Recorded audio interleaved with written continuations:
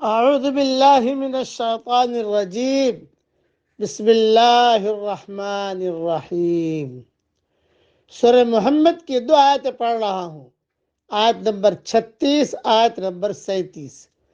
انما الحیات الدنیا لعب ولہو، باقی دنیا کی زندگی تو صرف کھیل کود ہے۔ وَإِن تُؤْمِنُوا وَتَتَّقُوا يُؤْتِكُمْ أُجُورَكُمْ وَلَا يَسْأَلْكُمْ أَمْوَالَكُمْ، اور اگر تم ایمان لے آؤ گے اور تقوی اختیار کرو گے تو اللہ تمہیں تمہارے اجر دے گا اور وہ تم سے تمہارے مال نہیں مانگتا۔ إِن يَسْأَلْكُمُوهَا فَيُحْفِكُمْ تَبْخَلُوا وَيُخْرِجْ أَضْغَانَكُمْ، اور اگر وہ تم سے تمہارا مال مانگے اور زور دے کر مانگے تو تم اس سے بخیلی کرنے لگو گے اور وہ تمہارے کینے کو ظاہر کر دے گا۔ تشریح سن لیجئے، یعنی وہ تمہارے مالوں سے بے نیاز ہے، اسی لیے اس نے تم سے زکوٰۃ میں کل مال کا مطالبہ نہیں کیا، بلکہ اس کے ایک نہایت قلیل حصے کا، یعنی صرف 2.5% کا، اور وہ بھی 1 سال کے بعد اپنی ضرورت سے زیادہ ہونے پر۔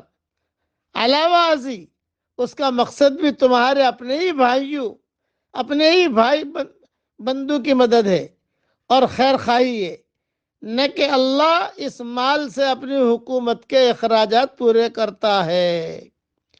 اور اگر ضرورت سے زائد کل مال کا مطالبہ کرے اور وہ بھی اصرار کے ساتھ اور زور دے کر کرے تو یہ انسانی فطرت ہے کہ تم بخل بھی کرو گے اور اسلام کے خلاف اپنے بغض و عناد کا اظہار بھی، یعنی اس صورت میں خود اسلام کے خلاف بھی تمہارے دلوں میں عناد پیدا ہو جاتا کہ یہ اچھا دین ہے جو ہماری محنت کی ساری کمائی اپنی دامن میں سمیٹ لینا چاہتا ہے۔ حقیقی بات یہ ہے کہ ایمان اور تقوی کی زندگی اختیار کرنے میں جو چیز رکاوٹ بنتی ہے وہ دنیا کے فائدے اور دنیا کی رونقیں ہیں۔ آدمی جانتا ہے کہ وہ کون سا رویہ ہے جو آخرت میں اس کو کامیاب بنانے والا ہے، مگر وقتی مصلحتوں کا خیال اس کے اوپر غالب آتا ہے اور وہ بے راہ روی کی طرف چلا جاتا ہے۔ حالانکہ واقعہ یہ ہے کہ اللہ اپنے بندوں کے حق میں بے حد مہربان ہے، وہ کسی انسان سے اتنا بڑا مطالبہ نہیں کرتا جو اس کے لیے ناقابل برداشت ہو، جس کے نتیجے میں یہ ہو کہ اس کا بھرم کھل جائے اور اس کی چھپی ہوئی بشری کمزوریاں لوگوں کے سامنے آ جائے۔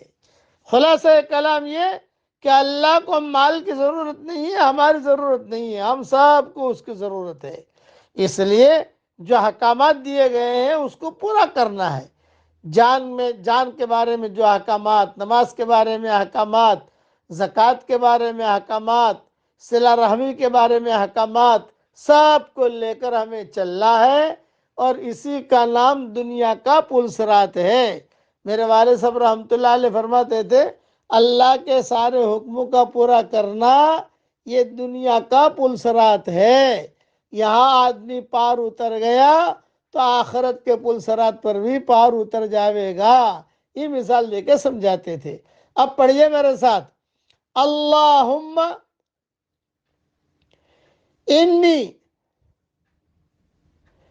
اعوذ بک من کل عمل یخزینی، اے میرے پیارے اللہ، ہر اس کام سے تو میری حفاظت فرما جو مجھے رسوا کر دے۔ اس لیے کوئی کام ایسا نہ کرے جس سے آدمی کی رسوائی ہو۔ اللہ تعالی ہم سب کو دنیا اور آخرت کی رسوائی سے اللہ ہم سب کی پوری حفاظت فرمائے۔ آمین۔ وآخر دعوانا ان الحمدللہ رب العالمین۔